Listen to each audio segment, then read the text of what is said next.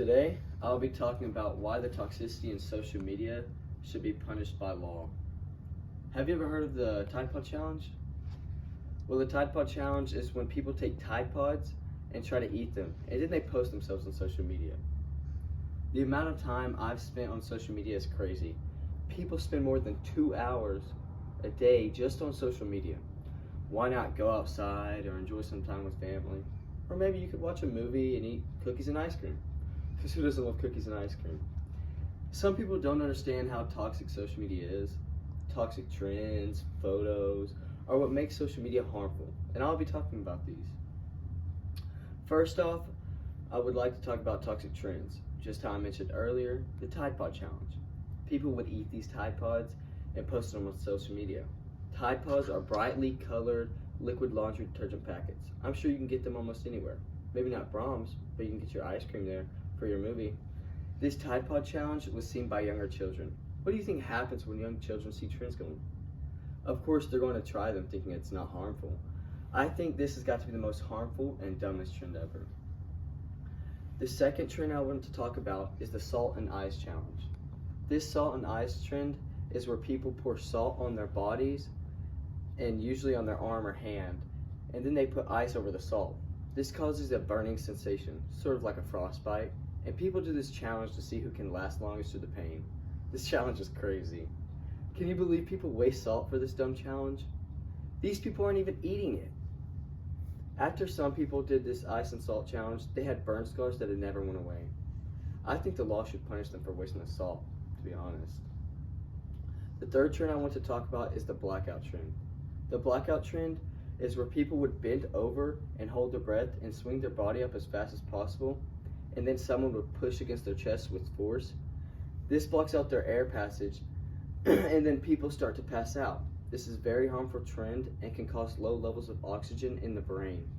Speaking from personal experience, you should never do this. Don't try this or the law will punish you. If the law would take care of toxic trends, maybe they could also take care of toxic photos and videos with the punishment. Now I would like to talk about toxic photos and videos. The corn and drill video. People would take a video of them putting a corn on the cob on a drill.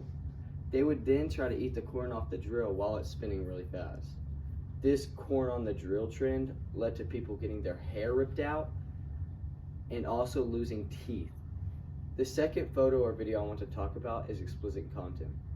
If there's any parental advisory warning label before the video or picture, I think that's okay.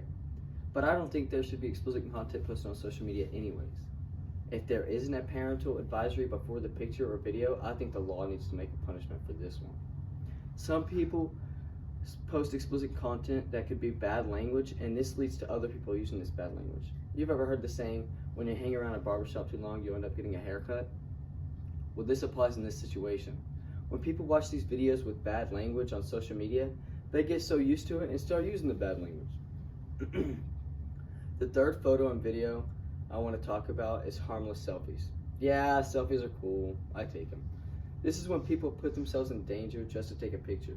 These are dangerous selfies. Some people will climb tall mountains and skyscrapers and hang on the edge of them. These people are insane. People do this for clout or to look cool. These people should be punished for these toxic photos and videos because it is harmful to not only themselves, but to others. Now I'll talk about what will happen if the law punishes the toxicity on social media. There will be less toxicity on social media, and it will be a safer place to post and see things. I feel like without toxic posts on social media, there won't be very many posts. There's a lot of people that just like to do nothing but post toxic things on social media. It somewhat makes them feel good, I guess. I don't know how, but it does. These people that post toxic things on social media should get banned and punished by the law. The law should ban these people for posting toxic things on social media and make them pick up trash on the weekends for a year straight. This would interfere with their plans on the weekends, and I don't think they'll ever post anything toxic on social media. In conclusion, now that I've talked about the toxic trends, photos, and videos, I think the law should punish people that post toxic trends, photos, and videos, just to make it a safe place.